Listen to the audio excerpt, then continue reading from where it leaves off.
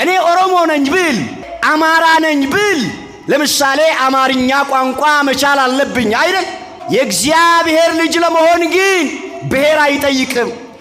ወይ ደግሞ ከዛ ሐረገር መምጣት አለብኝ መስፈርት አለው።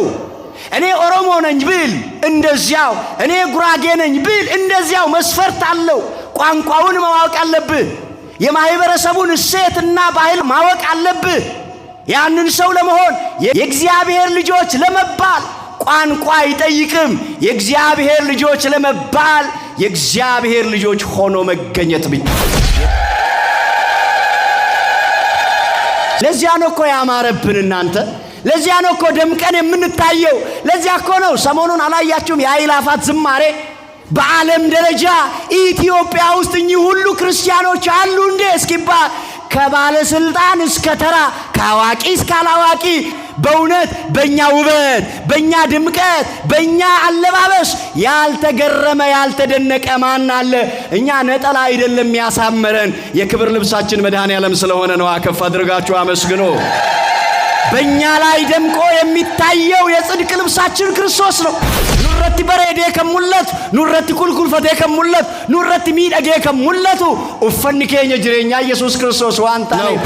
ሁለተኛ በዚሁ በገላትያ ምዕራፍ 3 ቁጥር 26 ላይ በእምነት በኩል ሁላችሁ በክርስቶስ ኢየሱስ የእግዚአብሔር ልጆች ናችሁ፣ ከክርስቶስ ጋር አንድ ትሆኑ ዘንድ የተጠመቃችሁ ሁላችሁ ክርስቶስን ለብሳችኋል ይላል። ገላትያ በቆና ሰዲ ለኮፍ ሰዲ ደሚ ጃራ እሽን ክርስቶስን ፈተኒቱ ይዳ ባለስልጣን ልጅ እኔ ምንም አንድ ከኛም ቤተሰብ አንድ ስልጣን ላይ እንኳን ያለ ከቀበሌ እስከ ላይ ድረስ አንድ ዘመድ የለንም እንዳትሉ፣ እናንተ የናንተ አባት የናንተ ጌታ የናንተ ፈጣሪ ለባለስልጣናት ስልጣንን የሰጠ ስልጣን ሁሉ በእጁ የተያዘለት የኛ ጌታ፣ እኛ የባለስልጣን ልጆች ነን። ከፍ አድርጋችሁ አመስግኑ።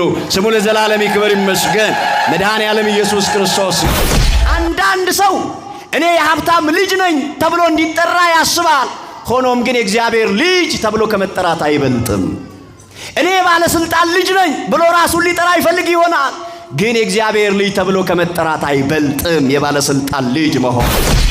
ጆሌን ዋቀዮ አብደ ኬሰራ በተኒ ፋርፈቱ ጆሌን ዋቀዮ ቆሩምሰ ኬሰለ ዮታን እንገለቴፈቱ ጆሌን ዋቀዮ እኩበ ኬሰለ ዮታን ዋቀዮን ገለቴፈቹ ዱበት እንዴቢያን ኢጆሌ ዋቀዮ ታኒ እኩበ ኬሰ ረኪነ ኬሰ አቡ ኬሰ ዮታን ኢጆሌ ዋቀዮ ዋን ታኒፍ መታሳኒ ገዲ ቀበተኒ እንደመን ሞርመሳኒ በቁሳኒ ጨብሰኒ እንደመን ኢጆሌን ዋቀዮ የሮ ሁንዳ አካ አናንያ አካ ዛሬ አካ ሚሳኤል አብዲ ፉንድረሳኒ ዮበበኤሌ ኑቲ ኢጆሌ ዋቀዮ ትጀደኒ አብደ ኬሰት ፋርፈቱ ክርስቲያኖታ አመባዮኒ ኬሰ ረኪነ ኬሰ ጅራቹ ደንዴስ ዱኩበ ኬሰ ጅራቹ ደንዴስ ዳቡ ኬሰ ጅራቹ ደንዴስ ጅበሙ ኬሰ ጅራቹ ደንዴስ ገሩ ኢጆሌ ዋቀዮ አንታ ተኒፍ ሞ ዋቀዮፍ ገለተ ፊደዳ